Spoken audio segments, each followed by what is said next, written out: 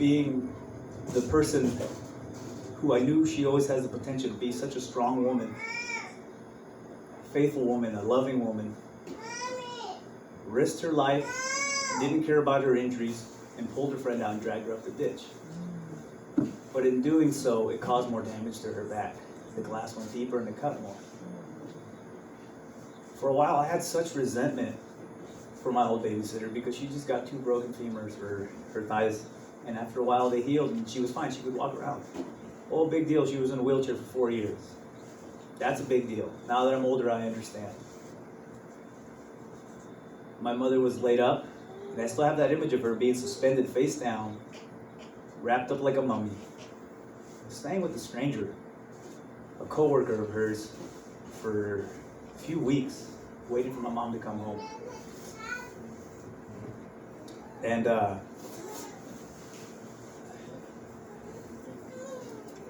that started a downfall in her that I did not see until now. Her injury left her debilitated both physically and mentally, and more she became more absent. And she was just focused on providing for us and not being with us.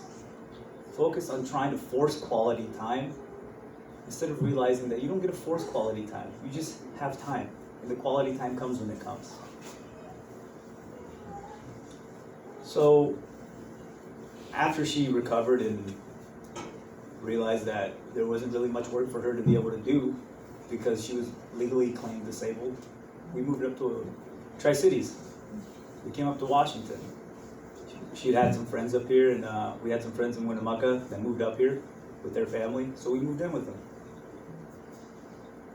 Again, this was another moment of peace. Even though we lived in a shack that was 4x8, plywood walls, I used to have to listen to my family go to the bathroom. What in, two in a bucket. It was pretty gross, but the fun we had, it was like a fresh start. I remember even going to school and I couldn't focus. I could never really focus. And I would try to read things or understand things, and my mind would always hurt. Things would start to get white, and I would start to get fatigued really fast. Well, I don't know how much you guys know about concussions. As I got older, when I tried to go to college as well, I used to train hard and I would get hit in the head a lot, and it was the same thing. And I didn't realize that in me beating myself up, I was hurting myself. What happened to me as a child, I continued to do to myself. All the damage that my body took, I still hadn't recovered. The doctors told my mom I had scoliosis, I had this and that wrong with my body, I'd never be able to do anything. The first vertebrae in my body is supposed to be the biggest and it's the smallest. They don't know what's going on with me. My body's all whacked out. That's what happens. You get hurt, your body, it can change, but it can't heal if it's made to heal, if you move it, if you use it right, if you train it to be what it once was. But I didn't understand any of that. Obviously, I was a kid, and the language difference between my mom and some of the doctors, and also the care and the belief in it. Part of her, I think, just thought that these doctors were just trying to get more money out of her or something, or I don't know. I really don't know. But I know that if she would have listened, then perhaps my body may have been better, and so would have hers. Because even though her tragic accident happened, she allowed herself. She sat there. She didn't rise up again like the sun. As we're called to do, as we have the ability to do, because when we don't have strength, we call on Him, and He gives us strength. And about a few months after living in Tri-Cities, we ended up moving over to Royal City with some family friends. And again, it was still a peaceful time. It wasn't too bad. But I was still the same defective child everybody saw. Nobody liked me. I was still the outcast. I then, and since I was a child, still went on long walks all the time. I'd be on my own. My mom would be at work, and I would I guess let me backtrack. When I was a kid, I used to skip school in elementary school. So by the time I got to high school, it wasn't the cool thing to do anymore. I got caught with a gun in the field. It wasn't a real gun, it was a BB gun. But the principal had gone out there to find me and my little brother, Chino, who's not my blood brother, but blood couldn't make us any closer. And they hired the tracker from the high school to come find us. And they went out to the desert. And after, this was 15 minutes after I had walked to the gas station and lied to a cop and said, oh, I'm visiting family, and I pointed at a friend's house, like family friend's house, gave them their name, and I said I was just in town visiting family. And then I walked back across to the desert, and we were looking for jackrabbit to shoot. And then we said, vroom, vroom, vroom, coming over the hills, and we didn't know what it was. Somebody stopped right behind us, and we get yanked into the truck and drove back. My mom had been called, because at this point, now I understand, they were held liable. I was supposed to be at school. But even then, the principal was so upset, he started just pointing and pounding on my chest. And he kept going and going and going and going. I ended up getting a big old bruise. And I remember showing my mom and trying to cry, and she didn't care. She was just still very upset with me. And I guess I can't really say I can blame her. I can't blame her. I was so wild. And I'm glad that I came back a little, because there's another thing that happened that I always held and remembered. When I was 10 years old, we were in the trailer, and Doña Teresa was watching us. My mom was, I'm not sure where she was, but I had done something, and she was yelling at me. And I just started going crazy and yelling at her, and I ended up grabbing a butter knife, and I pointed it at her like I was gonna stab her, and I was coming at her, and she backed up, and she just broke down crying. And forgive me for my language, but what I told her is, okay, I won't say that. I said, you effing B word. You think I can actually cut you with this? What are you, effing stupid? Those were the fits I had. That's how I talked to people. Fast forward again to living in Moses Lake. I had a lot of friends that I started talking to. There was a retreat that we ended up going to. And this is again where God made another appearance. It was a Catholic retreat. And again, I'm not saying any of this will bash anybody of any other denomination, because denomination doesn't really matter. It's, are they in the Word? Are they trying to reach God? Are they trying to get close to Him? We can't tear each other apart. The enemy's doing that enough already. So, in this retreat, they had the typical, like, I guess you could say cliche, like coffin with a mirror in it. Like, you guys better be careful, don't sin, or no, you gotta be good, because this is gonna be you. Or, you know, look in there, that's what's gonna happen. It's gonna happen to all of us. And they came to a part where the pastor was starting praying over everybody and speaking in tongues and trying to help people get delivered. And then he called me up. He said, I don't know what there is about you, there's something special about you. And he had me start praying over somebody. And I just remember, I was watching myself. It's like I was here, but I was over there with my hands on the girl. And for the longest time, I thought that this man just conned me into, like, yeah, I don't know what he did, but he used some kind of mind tricks or something. There's no way that I was able to tell her or say anything that could actually have helped her. Why did she start weeping? Why did she hug me and thank me? I'm not sure exactly what I told her. But after that, she went from being sad and angry to just happy for the rest of the weekend.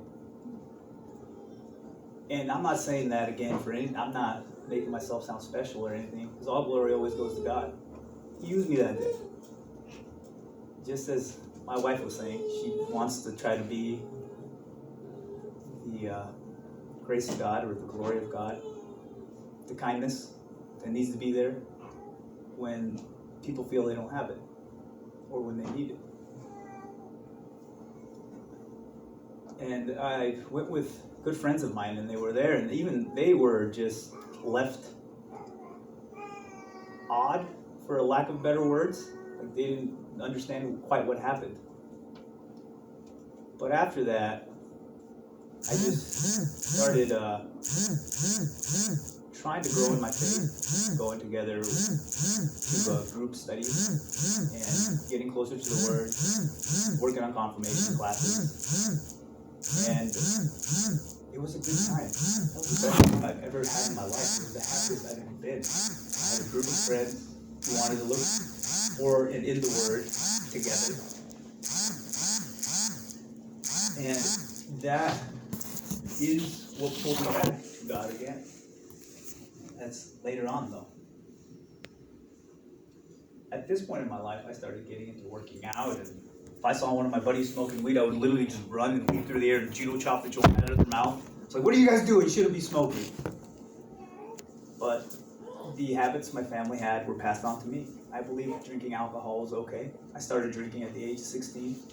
I used to go to clubs in Tri-Cities, and they wouldn't even card me because I looked older. I would get in there. I remember I'd be just tipsy, dancing with women. Nothing crazy ever happened. Just, I don't know how to dance. I guess that's the crazy part. People laughed at me. And the husbands looked at me very angrily.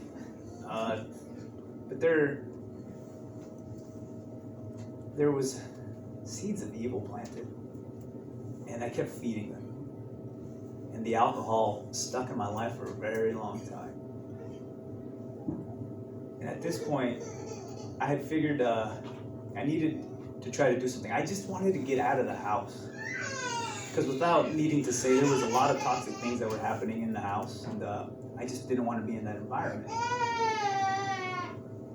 And so I tried to get jobs, and I couldn't. I had to wait until I was 16. But by the time I was 15, I worked as hard as I could to try to convince my mom to let me get my permit. She wanted nothing with me to do, or nothing to do with me trying to get a license or a permit or anything. And around that time, my grandpa came to visit. And my grandpa was he was my dad. Because my dad never was around, he was never in the picture. And my grandfather filled in his role for a while. He would always come visit every year. There was even a point where I went to go live with my aunt in California. And I would wake up with him, we'd go walk to the store, get some bread, and then go to church. He always told me to lean on God. That man helped me immensely. And he pointed me in the right direction. So, the last time he came around, he told everybody, this is the last time you guys are going to see me. Everybody laughed because he was a jokester. That's where I got my humor from. Everybody, oh, Don Inez, you're crazy. The skills he had with a guitar, he could listen to any tune and mimic it. It was surreal. I remember my cousin coming home from school one day, so happy. He learned some ACD song. He was playing it. And some of those can get pretty tricky. And my grandpa looked at him and was like, what is that? That's not music. And my cousin's like, what do you mean? You know how hard it is to play the song? He's like, what do you mean, this? And he starts playing it. I was just like, whoa! And looking back, he showed me what it means to truly be dedicated to something, to put your energy towards a good fruit. Like my wife singing, his guitar ability, it unified people together. It brought people together. So the last time he came up was the summer of 2007. And we were at a friend's house out there by Road 7. And there was a milking parlor I used to work at out there when I was about 12 years old. I should probably not have been out there. The bull almost killed me a few times. But I at the age of 12, decided I was no longer going to live in sorrow, and if I wanted stuff, I needed to start working for it. I can't be asking my mom for it. She barely has enough to provide. And if I could back up here a second, because that reminded me, 12 years old was the change year for me. That is when I truly started to change and try to grow and become better. That is when the thoughts of homosexuality, the world trying to make me think I was gay because of what happened to me and how it left me feeling, all the comments I would get from people, that's when I started to silence them. And I have nothing against anybody who is. You need to ask God and pray God and get close to the Word. See what He tells you. Because I'm not going to stand here and try to divide anybody. That's not my purpose. My purpose is to try to bring you to Him. And I understand that now. And He'll give you the answers you need. But I remember telling myself, boldly and strongly, I am not gay. All those times I went up to my mom and said, Mom, you hate me because I'm gay. She would look at me like, well, what are you talking about? I have no clue what you're talking about. I just come out and explode and tell her, Mom, I am so mad at you thinking that I'm gay all the time, and blah, blah, blah. Had no clue. Also, at the age of 12, I had kidney stones. And they came from high consumption of sodium, lack of motion, not being well hydrated, not being well maintained. The poison was coming into me regular. And we went to the hospital. I spent that whole summer crying. I remember I ate one donut and I ended up curling up under the bed after I was told I couldn't have any sugar or anything with high in sodium because it's going to trigger an attack. And I just wouldn't listen. I just kept diving in. It was too good. I couldn't stop. That sin of gluttony plagued me for so long. Comfort food, as they call it, plagued me for so long. And keep pushing this thing down. Got heavy hands. Finally got surgery for that, and they had to go up and through my urethra and hit them with ultrasound so I could pee them out. I remember the doctors telling me, and again, I'm not trying to say I know what you women felt when you had birth, but I was told that I got a pretty good comparison of what it's like. And I'm so sorry and thank you very much for what you guys do to bring life. Because they put me in a soundproof bathroom. And I remember looking at it as a kid, trying to read soundproof, first of all. And then walking in there and I'm like, why is this soundproof? Whatever, I'm still all numbed up from the medicine. And I start peeing into the strainer in the picture and it is red. And I see shrapnel coming out and pain shooting through. And I started screaming. After the surgery, they gave me a stuffed animal that I named Sid. To this day, I still have Sid. It's a reminder of what I left behind and what I went through and what I can make it through because of what I've been through. And around Sid's neck is, they call it a scapulario. I'm not sure what it's called in English, but it's just, imagine a string, and on one end, it's got like a cloth with the cross on it with an anchor around it, and on the other end is just a cloth, brown cloth. There's a specific meaning to them, or I'm not sure, but he used to wear it all the time, and it's what he had. So, fast forwarding back up again to 2007, my grandfather had got a call, and this is information that I got now, and I understand now. He had left the house in Mexico in his will to my brother, my oldest brother. And that caused an uprising and a war in Mexico, and it also shot his anxiety through the roof. And at this point, the man already had 2 heart attacks.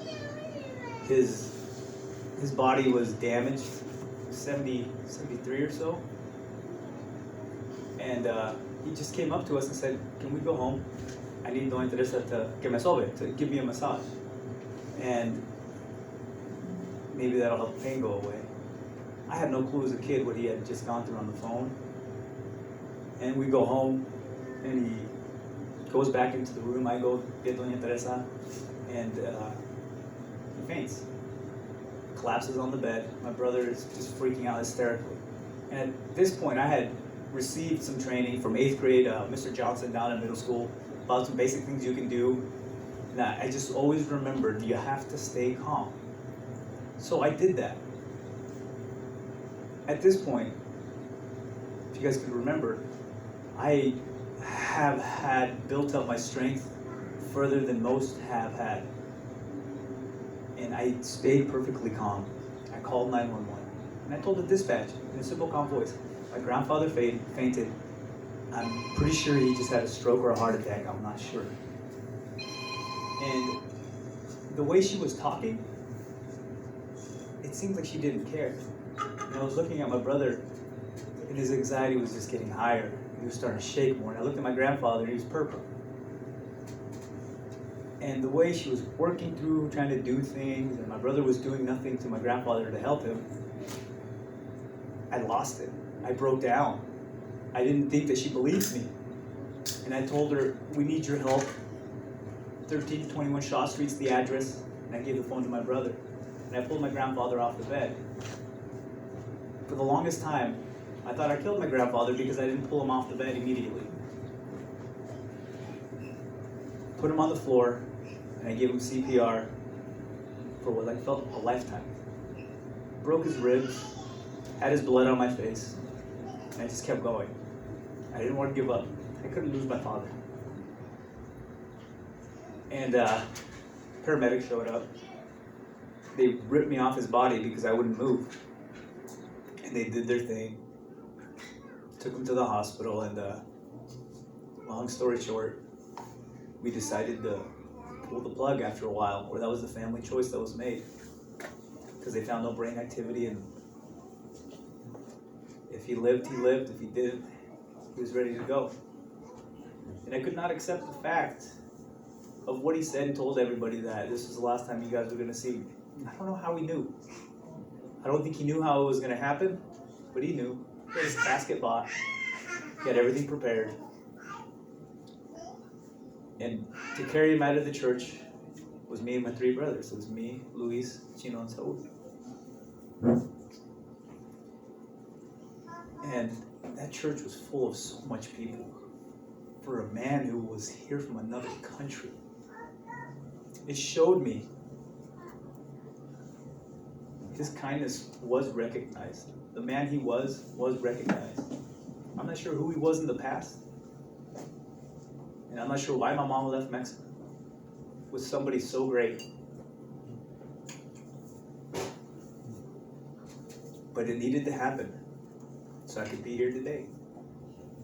The opportunities I got from this country, let me tell you, it's not failed. The systems they have here, what they have, it's not failed. It's the effort that's put into it, the people that are leading it that need help. They need understanding, and they need guidance. I was very blessed and fortunate to have good leaders and mentors and people put into my life to lead me and help me. I had so many people there talking to me, trying to help me, and trying to get me to understand it wasn't my fault. I did everything I could. Some time goes by, and now there's a huge ripple and a divide in my household. Doña Teresa and Chino were about to leave because there was a whole showdown with Saul, and he got a new girlfriend, and religion plagued our family as well, and that's what caused the divide. All these religious expectations and things we were held accountable to, it pushed Saul away. And after he moved out and left the state, Chino and Doña Teresa also moved out of the house. I felt like I was the one that destroyed that whole family because I tried to stop it from happening, and I got in the middle of everything. So now, I was just filled with thoughts that I destroyed my only family. I killed my only father. What good am I? What am I even doing here? And I never ever once stopped to think about all the conversations I've had with people. Why people call me Happy-Go-Lucky Jose.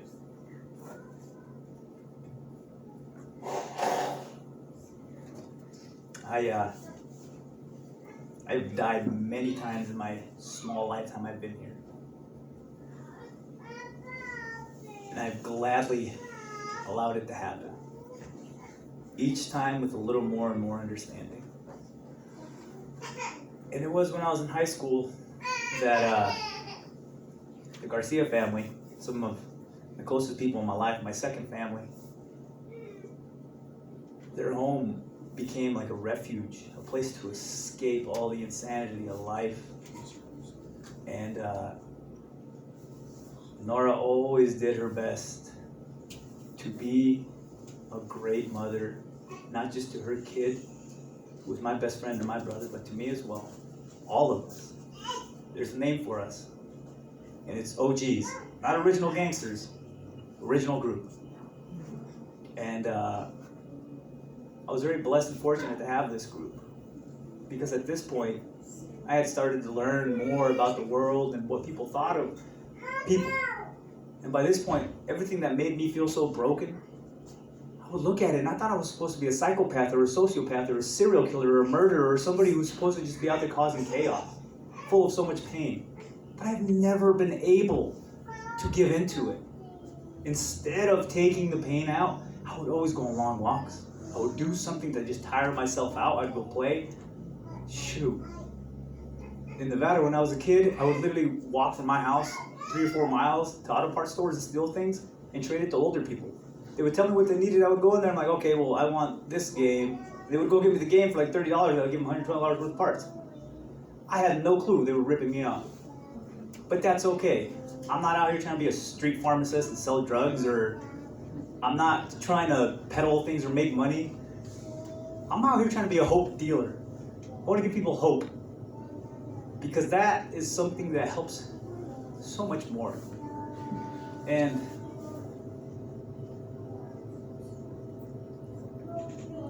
my first job was Taco Bell at 16. To this day, I can wrap a mean burrito. I can throw the ingredients together. I have not forgotten. Which is why I say, wherever you go, try your hardest. And it's something I've always done. And again, once I got into the work world, my anxiety started coming back tenfold. People attacking me. Why are you trying so hard? Oh, you're messing up. That's not right. It was right. I wasn't messing up. It made me feel like I was imperfect even more.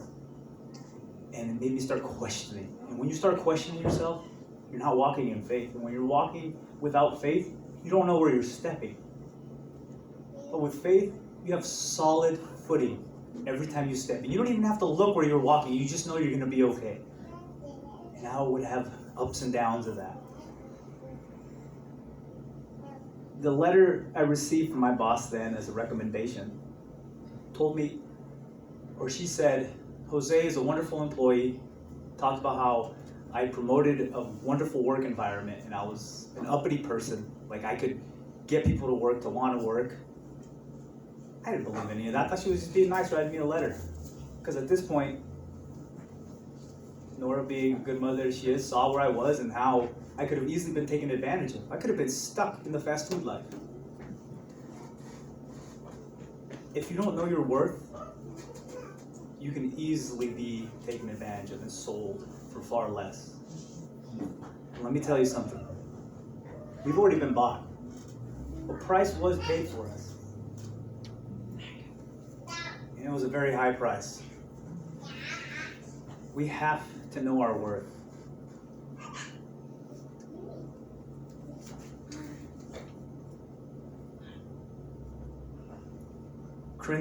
Back to Corinthians 20. Corinthians 6, verse 20. For you have been bought with a high price. Therefore, glorify God in your body. Again, going back to the body. I tell you, I'm a huge fan of the body, the human anatomy. Series of things that push and pull, the way they work, how you can develop so much power with a little bit of leverage. Around this time is when I really started diving into martial arts. Graham and I used to train together right over here on this other side at College Judo, Screama, which, for those of you that don't know, that's Bruce Lee's style, which is not like your traditional UFC, like, okay, we're going to score points and be tech. No, it's life or death. You got to go in there and you got to end it. It is either you're going to end it or you're going to make a way for you to escape. It's not playing around. You don't do it like messing around, because you end it. Graham and I would be in there tearing each other up. He had his own issues, I had my own issues. But we came together to deal with them in a dojo. Take them out. Instead of being out on the streets trying to take people out. Instead of trying to hurt people, let wrong people come into our lives and control us.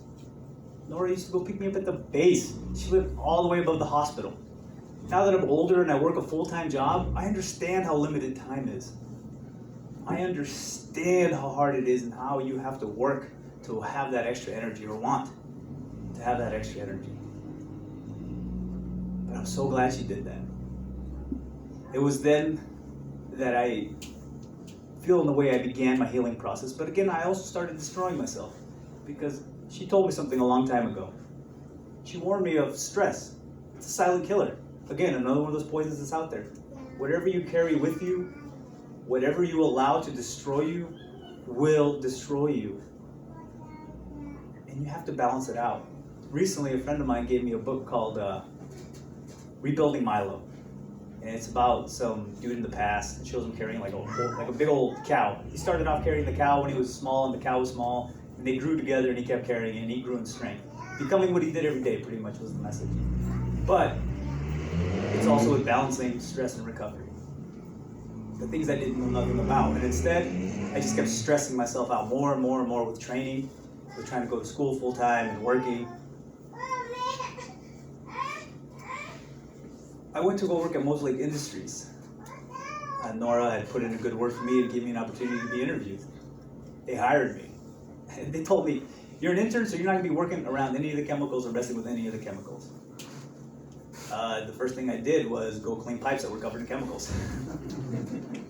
But it was an opportunity. I was being tested. And they saw how well I worked, how well I picked things up.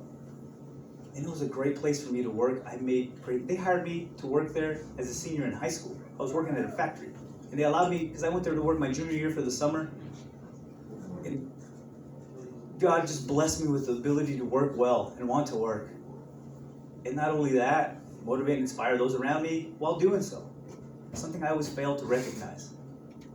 But then here comes my anxieties creeping up again. Everybody I would get close to, I would try to stay in contact, force relationships to keep going, because I didn't want to lose people. And then when it came to the point where I realized I can't stay in contact with everybody, keep everybody close, I would sever. I would walk away, leave. How I was shown by everybody that loved me. Because everybody I loved either left with no explanation or died. So I thought that's the way it was supposed to be. I ruined so much good relationships in the past by just walking away. I thought I had to leave. I had an opportunity there. I was 19 years old, and at this point I had moved to the lab. They put me in charge of people with degrees. The only reason being is because I would get things done. I have always done what God has wanted us to do. Glorify Him through your works. Try. And not that I was better than these people were far more educated than me. But they also helped me learn and grow a lot and see a paper doesn't make you. Education doesn't make you.